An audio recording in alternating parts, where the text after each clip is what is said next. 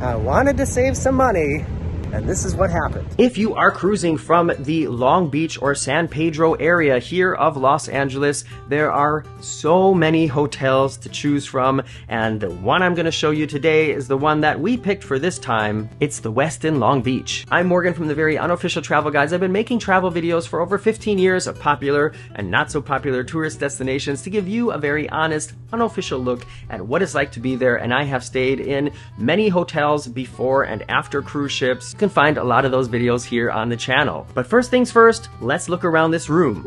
This is room 1224, and as always, you will see our stuff here laying all around because I like to live in the room a little bit before I tell you about it. For a pre-cruise room, if you're cruising out of Long Beach or San Pedro like we are on the NCL Bliss in a couple days, this is totally adequate, and you know, there's really not a whole lot to say about it. I'm assuming you're not going to be staying here for like a 2-week vacation. If you're coming to California for 2 weeks, you're going to probably pick someplace else. But for 1 or 2 days, like I said, before a cruise or just on your way to someplace else, totally adequate. Here's something interesting to note. Marcus said that he thought the beds were really hard, but I feel like they're really soft. There's a very thick sort of pillow top mattress on it. I'm not sure if I can show you. I don't know, it's hard to explain. It's hard but soft at the same time. Does that make sense? The bathroom door is Morgan approved, and the size of the bathroom is very adequate. One interesting thing to note, although this is a room with 2 beds, so technically for at least 2 people, I think, is how they've got this set up, there's only 1 water glass in the bathroom and 1 robe hanging on the door. I don't know if that's a mistake or if that's just how they always do it, but seems weird for a room with 2 beds. These are the amenities included in the shower. It's white tea. And that's the tea, hunty. Let me know if you know that song. And we do have a waterside view, which is kind of nice. This is the side that the sun rises on. You can see the harbor of Long Beach here. Down there is the Pike, where there used to be a gigantic double-tracked roller coaster. Over here is going to be where the Carnival cruise port is, and also the Queen Mary.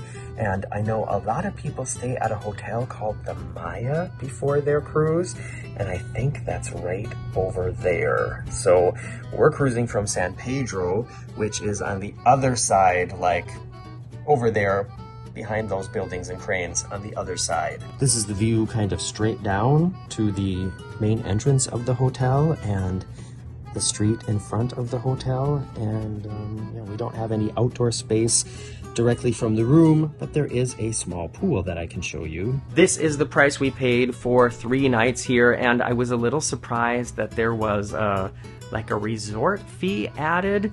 This is something that I only know from like Las Vegas and Miami Beach, so maybe I shouldn't have been so surprised by it. I guess I am still kind of annoyed by it. Can you tell? Let me give you a little tip about parking in Long Beach. You can park on the street for free from 6 p.m. until 9 a.m., and I didn't know that, so I went looking for a garage. The Westin was offering daily parking in their garage for $45, but there was a much cheaper ramp across the street between these 2 buildings. We first parked down there, and then took the car right back out and parked it on the street.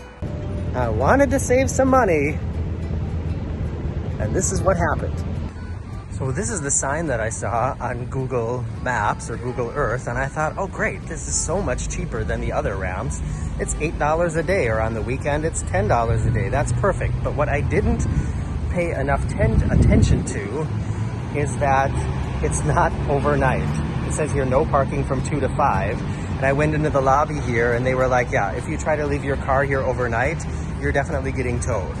So here we are. It's been forever since I've used a parking meter, but they take coins, or you can even just put your card in. So I have it until exactly 6 o'clock, and then I can park it here for free until tomorrow morning at 9.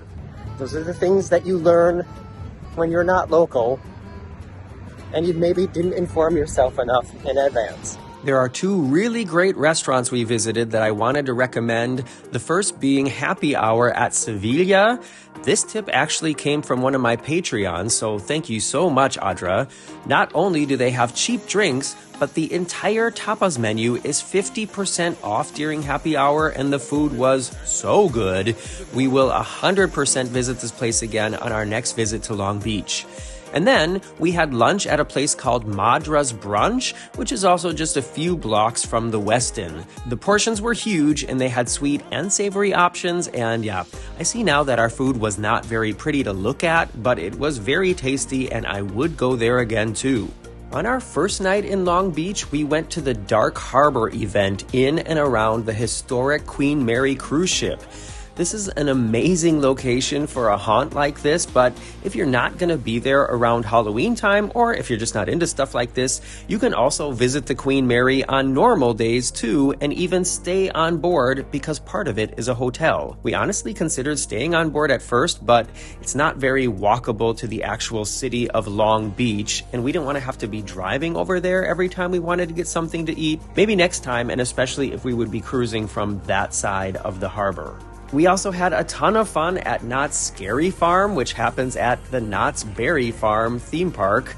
The mazes they had were extremely high quality. The Ghost Rider wooden coaster totally kicked our butts, as well as the other amazing rides in the park. And honestly, for $117 per person, including a huge buffet of food, it's like half the price of going to Disneyland or Universal for their Halloween events. Highly recommended, would definitely do it again, but of course, if you don't like amusement parks or Halloween events, don't go there.